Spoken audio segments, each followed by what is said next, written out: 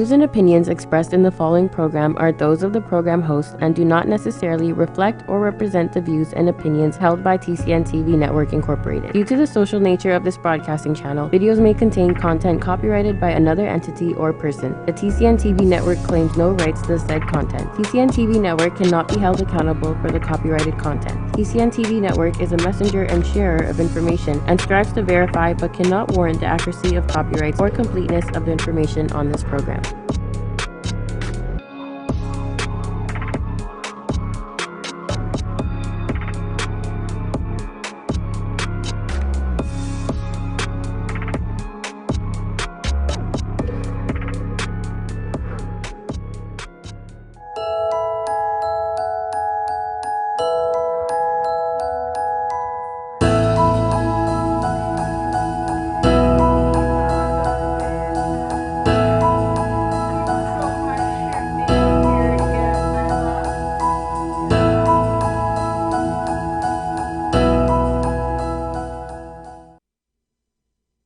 Welcome to this edition of What Matters, and I'm here today with my guest, Sandra Gabriel. Hey. Welcome, Sandra. So, oh look, see, I told you, she makes things happen. She's magical. I love it. So if you guys are not watching live on my TCN TV, you're not getting to see all the magic our producer creates. So I welcome today, Sandra. Thank you so much for joining us. Thank you for having me. Thank you for coming to share your story. And please, guys, share out this post, share out this video. You're about to be inspired. You're about to be floored, actually. Sandra is quite the woman. So I met Sandra through a mutual friend about, what, 2 years ago? Yeah. About 2 years ago. And one of the things that really impressed me about Sandra is her professionalism. Sandra is a PR and branding consultant. Now, one of the things I love to do, as you know, I'm big on definitions. I like to know what things mean and what exactly is it you do. Because as we know, in this world, especially on social media, people throw out buzzwords and they trend, and all of a sudden everybody is something, you know, a coach and we really need to know, I want to know, what do you really do? Because I have to admit, I've been kind of bluffed by a few people that said they were coaches, and then when I looked into it, your coach says who. So in my opinion, coaches are named coaches by the people that they coach. Once somebody else says you're a coach, then you're a coach. I don't think that you get to call yourself a coach. That has to be a title that is given to you. You have to earn that. But Sandra is a PR and branding consultant. So tell us what that means. What is your job? What do you do? So I would start off by defining branding. Yes, and a colleague of mine shared a long time ago that branding is the promise of an experience. So what am I going to get every time I interact with you? Am I always going to get the same customer service, the same quality of product? Am I always going to get this consistency that knows I can trust you, that lets me know I can trust you? So I help clients to establish that. What are your processes? As soon as I come through your door, or as soon as I get you on the phone, what does that sound like? What does that look like? What do I feel? What does that feel like? Establishing all of that. And then on top of that, there's your identity. What do you look like? I can always expect this certain type of red, let's say, bubble with your logo. I can always expect a certain layout, a certain cleanliness to your brand. So it's just creating this consistency. And it's the same thing in relationships. So that's the PR side of what I do, helping clients to build relationships so that they can leverage other brands to elevate their brands. So when you're building relationships, it's all about the communication. It's all about being consistent. It's with any relationship, business, personal. You want that consistency, you want that communication. I just help businesses do it. I help brands do it, as opposed to on the personal side. I'm not a matchmaker or anything like that. So can you do that first part again of the definition? You said somebody had told you years ago, a brand Yes, branding is the promise of an experience. The promise of an experience. I really like that. Yeah. Because I know when I started in the social media world, more as on a business phase, as we discussed as an MLM consultant, and they talked about branding. And I remember, quite honestly, it confused me. It was a word that was thrown out a lot, and it's kind of like the word dogma messes me up too. Just so you guys know, if you ever want to throw me a quiz and ask me a word that's going to stump me, do dogma. I look it up every time I hear it, I absorb them, and then I can't. So branding was one of those, and you'd hear, branding. I'm like, what do you mean? Like, are you talking about my logo and my colors? And they're like, no, it's more than that. And then finally, it started to click when someone said to me, you have to brand yourself. And I was like, what does that mean? They're like, you know, you sell makeup and you talk about the makeup, but you need to brand yourself. And I was stumped by that. What does branding myself mean? Like, how does that work? And you just, it's the promise of a certain experience. So it's a consistency. And for want of a better word, the indoctrination is real because there's certain jingles you'll hear, you know what that product is. There are color combinations you see, and there's a certain shade of red and white that you know that that's Coca-Cola. You could drink it, not drink it, not like it. You know Coke is it, and that's one of their You don't jingles. even have to see the name half the time. Oh, Sometimes no. you just see the symbols and you're like, I know that. You know that, exactly. Like So it's Pepsi has their imprinting. circle, Yeah. and you know they don't need, so that is very good branding. Yeah. That is very effective branding. So that's what you help people do. And of course, we are going to tell you how to get into contact with Sandra if you need her services. But so that's how I met Sandra. I heard about her through a mutual friend, and she just raved about her, how amazing she was and her vision and so forth and so on. And then I had the pleasure to meet her. But Sandra, like most entrepreneurs and most women, is multifaceted, and there's so much to her. So I want you to share a bit about your journey to where you are now. You know, a lot of people out there, a lot of entrepreneurs, they want to know, you know, how to beat the corporate life. You know, how do I get off the gerbil wheel? Where is the exit plan? And for each individual, it's different, and not everybody needs to get off. And I think that's something important to be said. You know, we're into 9 to 5 bashing. I find that there's this kind of segment that, and they shouldn't, because everybody has the thing that they love. They have to work. And not only that, but you know what? Not everyone's an entrepreneur. That's right. As someone said, entrepreneur is not rated E for everyone. You know, it is not for everyone. Some people like schedules. They need the structure. They need the structure. They like to have things delegated to them. They want to know what's going on. And at the end of the day, they want to be able to let that go. So it is not for everyone, but it was for you. So how did you leap off of the gerbil wheel? How did this happen? It was actually simultaneously when I was working, and a lot of people can attest to having a full-time job and having their side hustle. And so I was working corporate jobs in and out for years, and starting up my business on the side. I always wanted to be in business, but starting off, I didn't know what I wanted to do. So I would go out to the store and buy tons of file folders thinking I'm going to have clients and I'm going to have all these files and stuff like that. And I came to Toronto. I moved to Toronto. I'm from Montreal as well. And I went back to school. I did a PR certificate. I also did a bachelor's degree in communications. I was working, and then I started up a PR firm. And what had happened was, due to the recession, my company closed down. I love when anybody goes to see what happened. It's always the beginning of a good story. What happened? So the company closed down, and it was actually a joyful moment for me. For a lot of people, company closing down, losing your job, that's a moment of devastation. But when you're an entrepreneur running a side hustle, I prayed and prayed for the day when they would let me go. I'm snickering because I've heard this story I know a lot of entrepreneurs, obviously birds of a feather, and those are the people that you could see them suppressing the joy when they announce massive, we're laying people off, and you know, some people look stunned, and this person's like, you know, they're already packing their stuff. Taking extra pens and paper and all that. I'm going to need that to run my business. So this happened, and you were like, yeah, it was my moment. An opportunity. Yeah, I was trying to get into, the government of Ontario runs a self-employment benefits program. Okay. And I had been trying to get into that for years, but they don't let you in if you're still working. So at one point, I was working another job. I went on a sabbatical to see if maybe that would help. The sabbatical didn't help because I'd be going back to work. And then eventually my company closed down, and then I was going into running my business full time. And then from there, it was just, you know, up and down. You don't really think long term. I've been running my business for 15 years, and I can tell you, when I started my business, I didn't think of the hills and the valleys. I thought it's going to be smooth sailing, and I'm going to have all these clients, and it's going to be great. But that was not the case at all. I mean, you have to be willing to withstand the days of going poor, right? Right. And, you know, that's what I was just about to say, Sandra, was that you said, you know, and then I went to running my business full time, and I was like, okay, stop.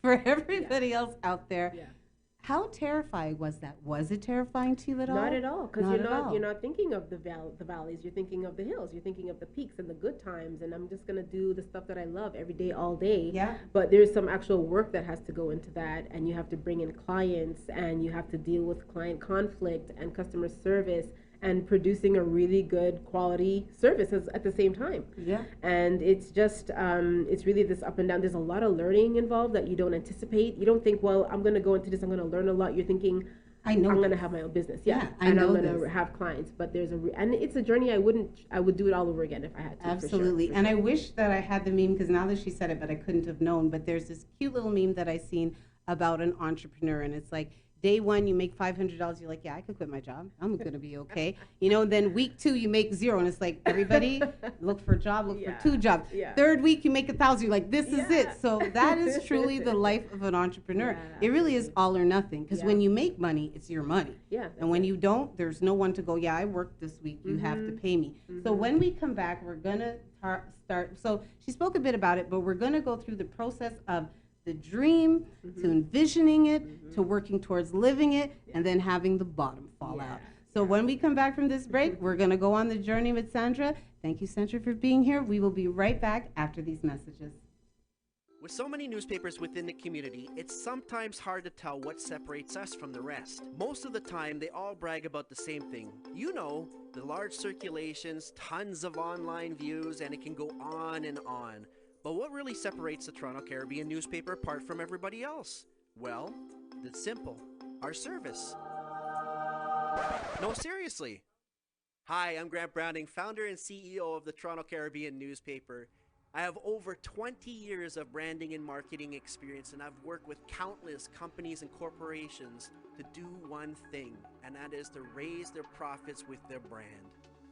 With over 40 years of combined experience in branding and marketing, our amazing staff is fully prepared to sit down and figure out exactly what you need to stand out from your competitors. The reason why you don't see that anymore is because the ad is too powerful, bring too much people.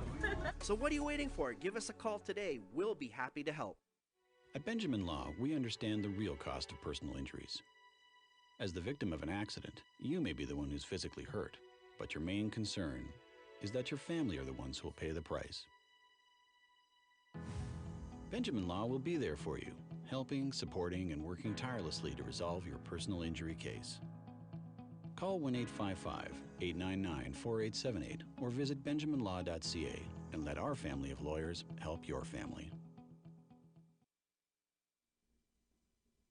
Welcome back to this edition of What Matters. I'm here today with Sandra Gabriel, PR and branding consultant. Thank you for coming, Sandra. Thanks for having me. So Sandra is sharing her story of her journey. Yeah. Her journey and the mountain that came up in between it. And I'm not mentioning it yet because, you're going to come on this trip with us. So Sandra is a PR and branding consultant. And what we did in the first segment is she explained a bit about how she got to where she's going and what she does. And I thought it was such a great definition. Branding is the promise of an experience. So what do you get when you interact with a brand? And when you think about the brands that you love, and you may sit here and say, I don't love any brands. Yes, you do. There are places you like to go, things you like to, like for myself, for example, I love Winners. I think HomeSense and Winners is one of the best places on earth. Yes. Give me $5,000, leave me in there for 1 hour, and I promise you, I will spend every dime. I'll finish off the change by buying gum at the cash. Like I could shop in that place. Yeah. But there is a feel to it, and there's a consistency. No matter which one you go into, it's the same feeling. Their imagery, their communication, how they speak to you. So there is a branding, and if they changed it, it may not necessarily work. It's kind of like, why do you like Target but you don't like Walmart? When they sell basically the same goods. So it's how a company speaks to the individuals that follow it. Right. So thank you for that. And I hope that's useful for you guys, because I know it definitely was for me. And I've been thinking about branding for years. So this was really very good for me. So you talk about having the dream and what you envision. So you were working your corporate job, and like a lot of entrepreneurs, because you're not a trust fund baby, you have your gig on the side, and eventually the gig gets bigger and bigger until the job starts to look smaller and smaller. And one day they say, we're laying you off, and you try not to say, yay! And Oh, okay, thank you. Okay, I'm gonna go do this. Yeah. So now, because you've been doing what you're doing for a long time, you figure, no problem. Yeah. I'm gonna go do this, Yep. right? So I'm gonna have a business. I'm gonna run it, and it's gonna be run, and everything's gonna be fine. Then what happened? Then you get to a point where some days there's clients, some days there's no clients. Some days there's money, some days there's no money. I actually have, I wish I had shared it, but I had a photo of my refrigerator, which had just a container of saltfish and a box of baking soda. At my lowest point, that's what was in my fridge. But you know what? You can't help but feel joyful in those moments because you just keep working towards this goal, and all you can see is the goal. And that's the thing that keeps you going, is that you know you're reaching to higher heights. So you're like, you know what? There's saltfish today, but tomorrow there might be ramen noodles or hot dogs I can throw in there. Or maybe a lobster. Yeah, and when you're an entrepreneur, you're so passionate about what you're doing. It's like, why is eating important? Like, I mean, just grab whatever and get back to work. And you're not get even back really to work. thinking about it. You know? Oh yeah, I spoke about that the other day. That when you have your 9 to 5, often at the end of the day you're exhausted, but it's more of a draining. Whereas when you're an entrepreneur, you'll do 20 hours and you go to sleep because you have to, and then you wake up and you're like right back at it. So passion fuel. Yes. Passion Absolutely. fuels You will it. not feel the tiredness. You will not feel the hunger. You're just going. And 1 minute you look up, you're like, I should go to sleep. I should eat something, I should just to stop. say I'm being I should healthy walk. or conscious. Yeah. I Get some should air, meet people, kind of thing. And yeah. so, in the pursuing of the dream, then this was something you had always been doing. Like you had started, you went to school for it, you were keeping your full-time job, but the pursuing of it, making the plans, taking the steps, those were laid out while you still had full-time employment, Yeah. correct? Yes. So that you had, but like you said, then there's kind of like the delusion of most of entrepreneurs in that we think we have it all down Yeah. and it's going to be A-okay, and Yep. then you have, the peaks and the valleys. The dips, yeah. The It's a dips. little scary, and then you're like, okay, I can just keep going and get over this. But at the same time, if you're on the right track, clients keep coming in. Sometimes you barely have to do the work. Things come in to give you the experience that you need at the time, and then you get paid for what you need at the time. But then you still have the dips where you have to like really tighten the budget and then make sure you're not getting higher end food. You're just getting like the Ramen lower end noodles. food. Yeah, get your Ramen ramen noodles. Go to the dollar store, get like 10 things for $1. You could eat for a week. Yeah, so you have to do that. Yeah. So you were going along at your business, you're doing the peaks and the valleys, and that's what happens, guys. There is no overnight success. Everybody you see who just showed up on the scene has been behind the scene for months or years working at that. But when was there a shift? What changed? What happened? There was actually a couple shifts. So the first shift was going deeper into the valley. I had to go back home to Montreal. That was my wilderness phase. Oh, yes. Where I couldn't afford to pay rent in Toronto anymore. I still had clients, but it wasn't sufficient enough for me to sustain a life here. So I went back home to Montreal. I was there for 5 years. And I was still just working my business. I was working with lots of different kinds of clients. So I was a managing editor for a bridal magazine at one point. I worked quite extensively in the wedding industry for a little bit. And then I had clients who were like authors and speakers and just learning. It was a whole lot of learning at the time. And again, I didn't feel the pain of having to be back home because I was so excited about the work that I was doing. So that was the first shift, going back to Montreal. And then after 5 years, I thought, I have to go back to Toronto. Toronto has been a dream of mine forever. As a young child, and you probably experienced this too, your parents bring you to Toronto for Carnival, and you see lots of diverse people, and you're like, I want to live there. Like Yes. I wanted to live here for so long. And so after 5 years, I decided I was going to come back. And that's what I did. I said, I'm going to come back. I'm going to get higher profile clients. I'm going to do a magazine because I always wanted to do magazines. Finally started my magazine. I got all of that going. And What's it was the name of your magazine? FBI Style. FBI Style. Yeah, it was wonderful to put that together. Lots of people came in on the last minute. I mean, I started putting it together in Montreal, and when I finally came here, it just all came together. I got the venue, I got the influencers because they were the models. I got the photographers to come together. Well, it wasn't just me; it was my team. Chantel helped me a lot with that, and it just came together beautifully. And I just felt like, okay, I'm back, and this is where I need to be. Okay, I have to interrupt you for a second. Yeah. You have to, people, please. expand your circle, meet new people. It's so important. I'm sitting here with this woman who's my friend. Honestly, we're friends. We talk differently. Yeah. And she has a magazine. Like, do you understand that? A few years ago, I was in Montreal working at the hospital, minding my business. And now I'm in Toronto, and my friends, the people I talk to, the people who I sit down with and listen to soca and lunch here in the afternoon, That's right. are they produce magazines and so expanding your circle, speaking to different people, it makes such a difference in your knowledge base and your reference base. So again, I'm always, my friends thrill me, they do. Sometimes I look at them and I'm like, wow. And it's a good feeling when you are impressed and amazed by the people that you call friends. So that it's just so it's wonderful to hear. And again, like, you know, she said, you know, so I went and started my business, and she's like, and so I started my magazine. But like you say it like that, but there's so much more. I mean, you don't just start a magazine. No, There's a lot of I did a lot of research, because at first I felt inferior to the fashion world. I'm not like an Anna Wintour. I can't tell you who wore what on what cover on what year. I can't do that. But it's a process. You say, I want to do this, and you start learning, and you start getting to know things. And I could probably name things a little bit better now, but it's still a process. I'm still learning. I'm still growing in it, you know, so it's going to be a while, but it's there. Okay, so that's one of many hiccups. Yes. And, you know, because the passion fueled you and you were still going, you went back home, which for a lot of people is like the big dong of failure. But if you're looking at things properly, it isn't. It's just one of those things that you have to go through. Yeah. And you kept at it. And so as you built up, and you still had clients in Toronto, so as you built up, at one point, like you said, it's like, okay, I have to go back to the promised land. Gotta I have to go back to Toronto. That's where the action is. That's where I'm going to meet people.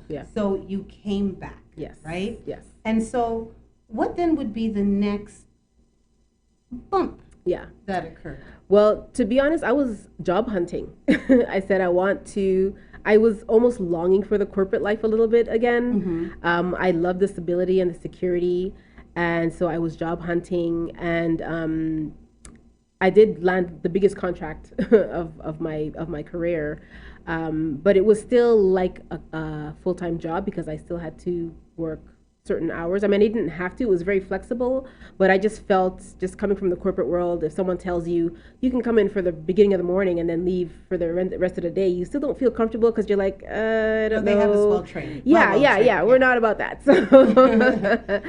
So there was that. But before I even came back, so one of the things that prompted me to really come back is that I had to come back and see my doctor. So I maintained my Ontario health card and my license and all that, because I knew I was going to come back at some point. And so sometime, maybe a year and a half before I came back, I found a lump in my left breast. And I didn't come back right away, because often you find things and it's like, oh, that's really nothing. And I actually had a lump under my arm over here that I had removed that was nothing. It was benign. And I thought, okay, this is another one of those things. So I took my time with really coming back. But when I did come back, I said, the first thing I'm going to do, I'm going to go to the doctor and check it out. And I went to check it out, and it was breast cancer. So, talk about your obstacles. Surprise. When we come back from the break, we talk about some more wilderness and some more trials and tribulations. So we'll be back after this break with our guest, Sandra Gabriel. Happy birthday to you. Happy birthday to you. May your dreams all come true. Happy birthday to you.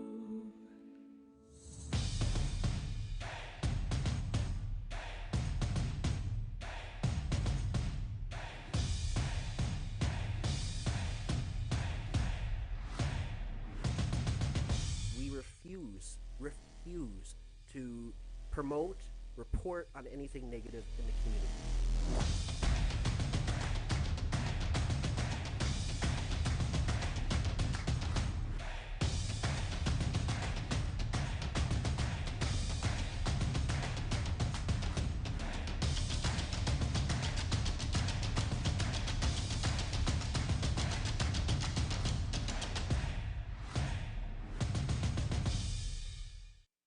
With so many newspapers within the community, it's sometimes hard to tell what separates us from the rest. Most of the time, they all brag about the same thing. You know, the large circulations, tons of online views, and it can go on and on.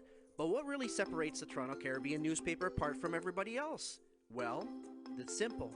Our service. No, seriously. Hi, I'm Grant Browning, founder and CEO of the Toronto Caribbean newspaper. I have over 20 years of branding and marketing experience, and I've worked with countless companies and corporations to do one thing, and that is to raise their profits with their brand. With over 40 years of combined experience in branding and marketing, our amazing staff is fully prepared to sit down and figure out exactly what you need to stand out from your competitors. The reason why you don't see that anymore is because The ad is too powerful, bring too much people. So what are you waiting for? Give us a call today. We'll be happy to help.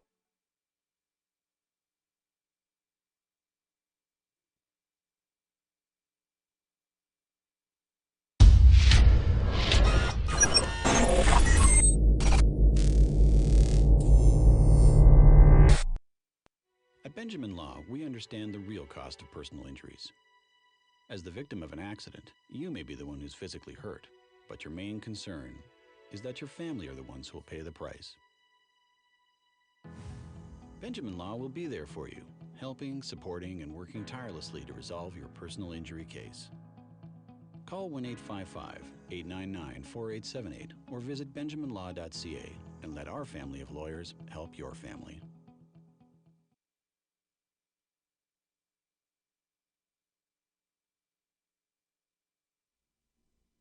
Welcome back to this episode of What Matters, and today I'm here with branding and PR specialist, executioner, Sandra Gabriel. Thank you so much for joining us, and thank you for being willing to share your story, your journey. It means a lot.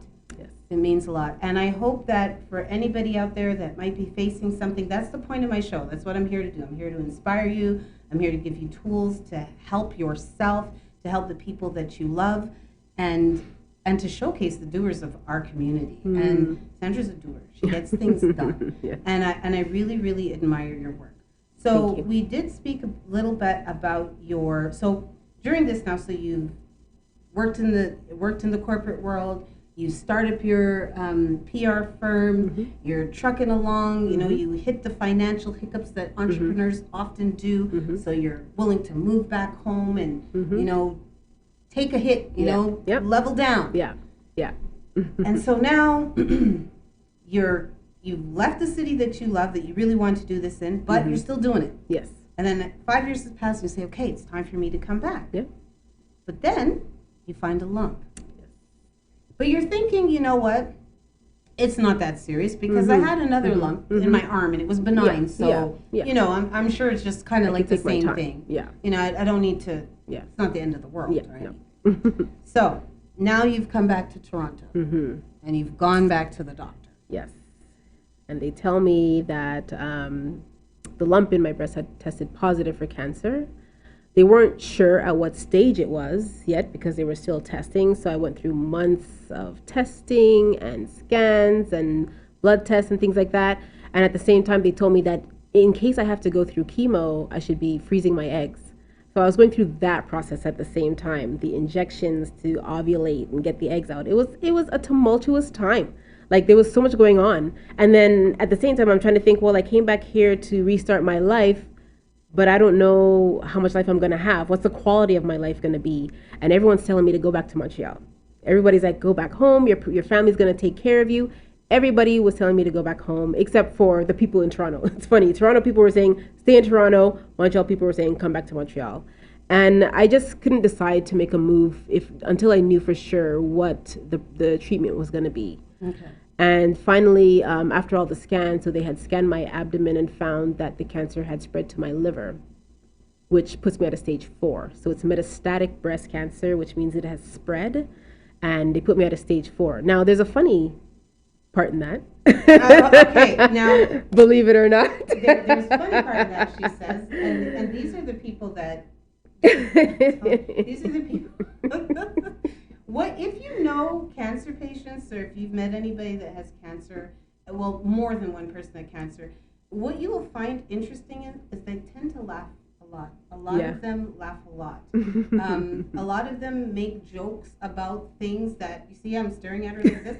A lot of cancer patients do that to people and kind of like throw them off because you don't know how to feel about it. Yeah, we don't know how to feel about that. Am I supposed to laugh with you? Is it like a black joke where only black people can laugh? Like, and only cancer patients laugh? Like, how does this work? Yeah. But what is interesting about what you said, and before you tell me the funny part, because I'm sure it's in there somewhere, is that you say stage 4, metastatic, gone to the liver.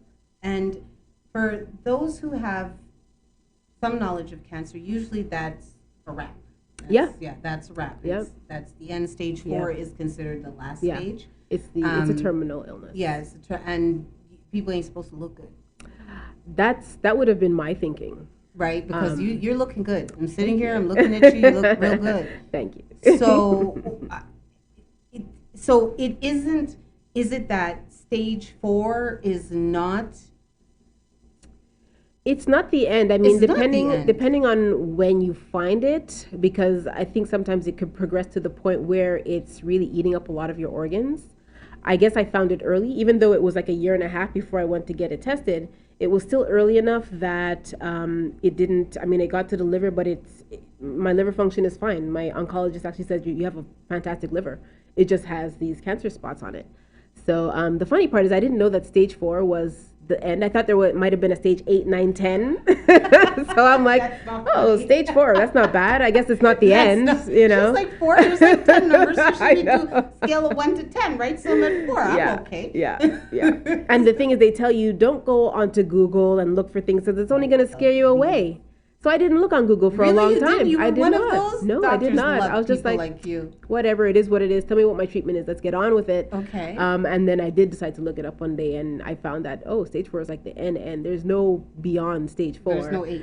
No, it stops at 4. I still didn't feel a way about it then. Like it didn't really hurt me then. The only times I really cried was when my doctor asked me to come back. So before I knew anything, they asked me to come back, and I'm like, something's wrong, because the last time I had a breast exam, they didn't call me back. And when they called me back, I was like, something's wrong. I felt really heavy that day. And then I cried again when everyone was trying to get me to come back to Montreal, and I wanted to stay. And I'm like, I don't want to go back to Montreal. I was crying about that. And there was actually another time I was crying when I was faced with the possibility of not having my own children, because if I was going to be on chemo, I wasn't going to be able to, stay like having regular menstrual cycles and things like that. So, and then it would be $2,600 for the treatment to reproduce my eggs. But that whole thing was taken care of by God. Let me tell you, I haven't paid for any medication. I may be paid $60 for medication, but everything has been handled. The whole ovulation process, the whole treatment for my cancer, it's all been taken care of. They have programs and stuff in place for people who have cancer.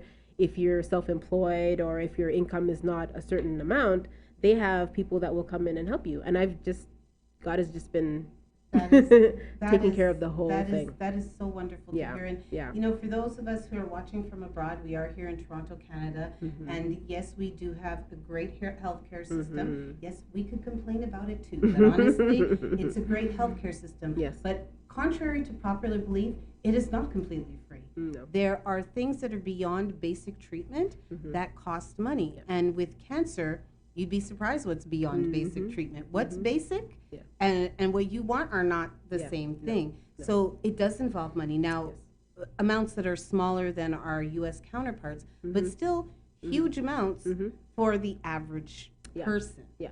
Even the well-to-do average person, it will wipe you out. So to find out that happens, and that's something I encourage people to do a lot. Look into government programs. I mean, at the beginning of this interview, she mentioned something. I jotted it right down. I'll be talking to her about it again. But there are so many programs in place, and the reason that we don't get to use them is because we don't know they exist. That's right. A lot of times you don't know that they exist. Yeah. So you Google. Yeah. Use Google. The government has amazing sites. And you know what? If you call the government and you don't get a nice person, which is pretty rare, they're well paid, they tend to be extremely pleasant. Really pleasant. Like I call and I want their job, because the only reason you could be that happy is you have a tremendous check. Love your job, But if you don't get a nice person the first time, I guarantee you'll get one the second time. And I've had people dig into files and put me on hold, and I could hear blowing the dust off of things to say, yeah, I found this, try this. Yeah. So Yeah. there are resources out there, and you have to look for them, but they're there. So Yes. that's Yeah. so wonderful to Yeah, hear. pretty So amazing. how long ago were you diagnosed? I was diagnosed in November of 2017. 2017. Yeah. Okay. So right after that is when I got my big contract. It's pretty funny. Like I came here to start over my life, and they told me my life is actually ending, and I was like, well, it can't be ending. I came here to live, Yeah. not to die. Exactly. So it was pretty amazing. But I mean, my life has never been more wonderful. It's like it takes knowing that you're gonna die before you actually live. It gives you permission to live. You're like, I don't have a lot of time, so I'm not gonna waste time with this. I'm not gonna waste time with toxic people. I'm not gonna waste time doing things that I don't want to do anymore. I'm gonna make sure that the rest of my time is as fruitful as possible. So my life is wonderful. I really can't complain. Like everything is really good. Besides, trying to lose some weight and eat healthy. But that's everybody's struggle, right? I mean, it's not just me. Yeah, no, it's not just. But your attitude. I mean, I think mindset is everything. It really is. It sounds like a cliche and all of that, but honestly, mindset is everything. Yeah. And something I realized today, there you are working out, mindset. It's all about mindset. That's right. And something I realized today is my manifestation game is strong, because I manifest things that when they happen, I'm like, I don't want this. And it's like, oh, you kept talking about it. Yeah. You kept talking about how much you don't want this. Yeah. And here it is. There you Yeah. go. Yeah. Because the universe That's it. doesn't understand don't and Yes. not and No. so forth. Yeah. And really, it's about getting the mind straight and make sure that you're really concentrating on what you want and focusing on what you want. And I say this because I sit here and I'm watching you smile, and I'm around her differently than this. And for the last 2 weekends, actually, the Yeah, last 2 weekends we've been weekends, together. yeah. And we've just all been cracking jokes and going, Sandra's like that, Caribbean woman on vacation in Canada, just chilling. Like, she's just calm or she's dancing. Yeah. You know what I mean? Or Yeah. teething candy Yes. from children. And Yes. talk about that. Chantal, Yes, jump right I in don't there. play with coffee, Chris. Right? Don't come for me. I won't come for you. But it's the attitude, it's the vibrance. And like you said, obviously you've made decisions, and one of them is to live. Yes. So you can tell me that I'm supposed to allegedly be dying, but I've decided I'm living until that point. Yeah. So when we come back from this break, we're going to wrap it up. I'd like to hear a little bit about your treatment, whatever you're willing to share. Yeah. What are your future goals? What's the new normal? What's the new vision? What's the new dream? And how we contact you, how we get some of these services and some of this advice. So when we come back from the break, we're going to wrap it up with Sandra Gabriel. At Benjamin Law, we understand the real cost of personal injuries. As the victim of an accident, you may be the one who's physically hurt, but your main concern is that your family are the ones who will pay the price. Benjamin Law will be there for you, helping, supporting, and working tirelessly to resolve your personal injury case. Call 1-855-899-4878 or visit benjaminlaw.ca and let our family of lawyers help your family.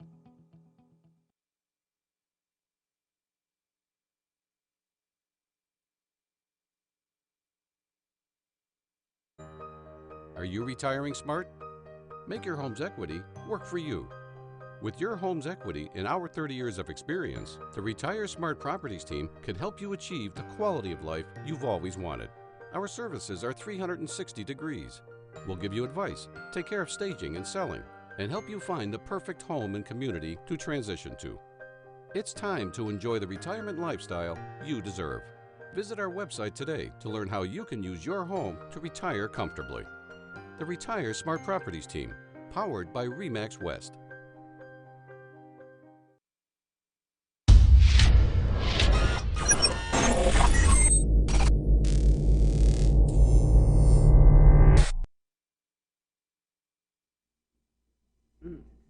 Welcome back to this edition of What Matters. I'm here with Sandra Gabriel, PR branding specialist. Thank you for joining us. And Sandra is sharing her story of what I would name triumph. Because to have this energy, to be this positive, being given a diagnosis of stage 4 breast cancer, metastases, the word cancer, liver, metastases, you put those all together, and people usually don't say her smiling. No. And I really hope that anybody out there that's facing anything like this or has even thought about this situation in a different way, Sandra's come today and helped you change how you view this. And before the break, you said something that's really, really important, and it's so true, is that I've experienced it myself too, and I think that for a lot of people, until the end of life seems near, they don't fully appreciate life. And I've always been a really appreciative person, but I was actually misdiagnosed with cancer 8 years ago. Wow. And they did a biopsy. They took the lymph node out of my neck. He looked at it. He's like, "Yup, cancer." Like, my son was 1, and they told me, "We're really sorry, but this is a wrap. You've got a few months, maybe a couple of weeks." And I'm sitting at work in the emergency room, and I'm like, "But I can't die now because I have a 1-year-old, and I just broke up with my fiance, and this is a bad time. This is just not convenient. You might want to try this again in about 50 years, because this is not my time." And it really blindsided me. But as grateful as I've always been, it just amplified my gratitude. And a lot of my sadness came from that, because I knew how fortunate I was, and I didn't want to leave any of it. You know, 3 beautiful kids, my mom, I'm from a huge family. I didn't want to, I knew how lucky I was, so I didn't want to leave. But I looked at my oldest to my youngest was 1 at the time, and I felt like he was this gift, this opportunity. I got to spend a bit of time with him. And even if it would only be a year and a bit, to spend that time in his presence was my gift. You know, and so then right before the chemo, like I was supposed to go to chemo the next day, and one doctor was like, "You know what, wait. What do you mean, wait?" And he's like, "Something's not right." And then they figured out they misdiagnosed me, and I have sarcoidosis, which I'll take that over what they thought it was. But the gratitude amplified. The gratitude amplified. And like you said, for me too, it became, well, if I've only got 12 weeks, what am I going to do with them? What do I do with this time? And perhaps maybe if we could live life like that, no diagnosis, no, you know, guillotine over the back of your neck, but understanding that death is imminent. It is a guarantee. It doesn't matter. That's one of the few things we all have in common. For sure, we're all gonna die. It's gonna happen to everybody. And one of the things that I mentioned in my live is that don't cry for me because I'm dying. You're dying too. To live is to die. Living is a terminal illness. From the first breath we take, we're dying. That's it. So it's really a matter of speed. And sometimes people get told, "Hey, this is when," and then other times people don't know. Right? And it's very sudden, but it's for sure. So if you live every day like you're dying, you'd probably be a better person. You know, it's like my friends now, they call me, and it's not to be morbid. I'm really not trying to be morbid or flippant, but they'll call me and say, "Well, you know, should we do it today or we should do it tomorrow?" I said, "You know, we're all going to die, right?" And they're like, "Okay, I'm coming today." I'm like, "Okay," just so you know, because it's true, you know? And like I said, your attitude is inspirational. So it's been 2.5 years since you were diagnosed? It's going to be 2 years in December. 2 years in December. And have you been going through a lot of treatment? What's been happening? So my treatment is I take a pill every night, every day, to keep the estrogen out of my body. I also take, so I'm on chemo. I'm on a form of chemo. It's a new chemo that they've come out with that's approved by the government and everything. It's very, very, very small dose. So I don't have to sit there with the intravenous, but I take a very, very small dose. It's a pill as well. I take that every night for 3 weeks, and then I'm off for a week. I haven't lost my hair or anything like that, so it's great. I don't have low energy or anything like that, so it's okay. I take an injection to shut down my ovaries, and then I also take another injection to protect my bones. Okay. And so the estrogen part is important because that's what the cancer is living on. Okay, that's what it lives on. Okay, because I've heard things from like sugar, cancer lives on sugar. I've heard it. So estrogen. So that's why they block that in order for your treatment to work and it not have anything to grow. To grow from. So from that first scan to now, has it gotten smaller? Is it the same? So the one in my breast, we can't see that one anymore. The lymph node that was also under my arm, we don't see that anymore. They do still see the lesions on the liver, but those are shrinking. That's amazing. That is amazing. I'm hopeful. I'm hopeful too. I'm hopeful. And you know, for anybody out there who has been diagnosed, here you go, proof positive. It is not like the end. It's not a death sentence. It's not a death sentence. No. You know, I recently lost someone who was at stage 4, and that was the end for them. But they also got like a powerful 5 years after diagnosis, not just like, I mean, really, for him, it truly was the last few months of his life that you saw the effects. But up until that, from the day of diagnosis until he passed away, he had almost 5 solid, good, strong, fruitful, productive years. So, and the thing is even without a diagnosis, you could leave here and, I don't know, a plane part fall on your head. Yeah, that's it. You know, life is very random. There are healthier people than me who are going to die before me. 100%. Yeah. And that's exactly it. That was one of the things that he had mentioned. He's like, do you know how many people I've watched die in the last 5 years? And some of them didn't have cancer. Yeah, so it's not a death sentence. It is not the end. And you could have a fantastic quality of life. Have a good time. Where you thieve candy from children's pinatas on the weekends. And help people build their dreams. Yeah, absolutely. Help people build their dreams and give the world Yeah. what they need. Yeah. So what you do every day is so important. Yeah. So before we go, so what is the dream different now? Is it a new dream? The dream is bigger than ever. I mean, I kind of want to step away from what I've been doing traditionally and do it in a different way. And it's funny because my slogan has always been rethink public relations.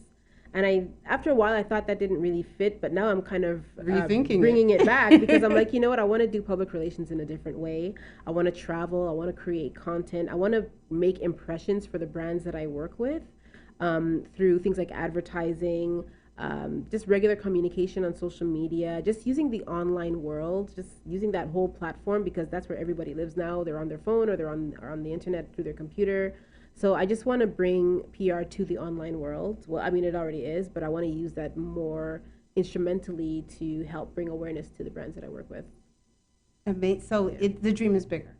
The dream is bigger. Yeah, I see a lot of travel in my future. You see a lot of travel. Yeah, absolutely. And what's the next step? What is the next project that you have in mind? Because you have your podcast, and we need to show a real quick picture of the podcast. Yeah, the Christianpreneurs podcast. So this was, if I could just tell a little bit of the story, I studied the Bible for years. I still do. I started maybe 9 years ago, and I was just always in the Word, just eating it, and then it came to the point where I couldn't eat it anymore, and I felt horrible about it. And then I just heard God tell me, maybe it's time to share some of what you've learned, like you've been taking it in, give it back. And so the Christianpreneurs podcast is my way of sharing God's word, and it's also the thing that carried me through in that wilderness phase and the hills and the valleys. It was all about reading God's word and building a relationship with Christ. It's the one thing, if I can smile today, it's because I know a lot of the truths that are in the Bible. So even though they talk about death, dying means going to heaven. If you're a Christian, dying means going to heaven, going to meet Jesus. And from what I read, the streets of heaven are paved with gold, and there's a mansion waiting for me there. So you think of these things, you don't think of death as what people would normally think it is. You think of it in terms of, well, I'm going to a better place. That's what a lot of people would often say. So yeah, the Christianpreneurs podcast is my way of kind of giving back God's joy and his love and his truth to others so that they can use it as something to help them through their wilderness. Amazing. And how do we contact you? How do we get branded? You get branded by visiting gabrielpr.ca. All the information is on there. You can call, you can write, you can check me out on social media as well. All the information is on the services are on there as well. And I'm also setting up one-on-one consultations with people if they want to. So I have a pop-up that shows up as soon as you get there. You can sign up on the pop-up. You get a free online reputation report, and we'll set up a one-on-one. Amazing. So say it again, Sandra. So what's it again? gabrielpr.ca. gabrielpr.ca. Thank you. So as I told you, I had a wonderful guest today who had a lot to share. The inspiration and the passion behind it truly touches me.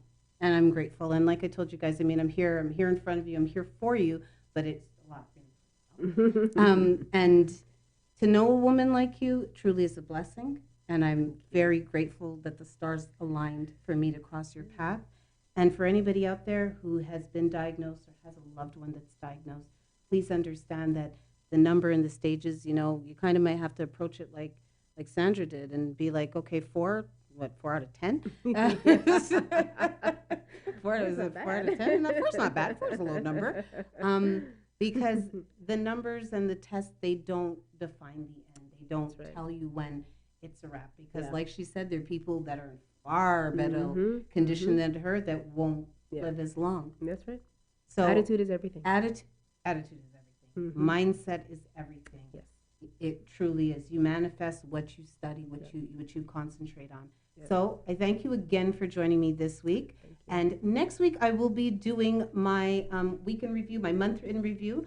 So we're going to have trending on my timeline. If you have any suggestions, anything that you want to talk about, anything you'd like me to talk about, please let me know. Join me here next week on TCN Network, same time, same place. Erica Lita, and I thank you.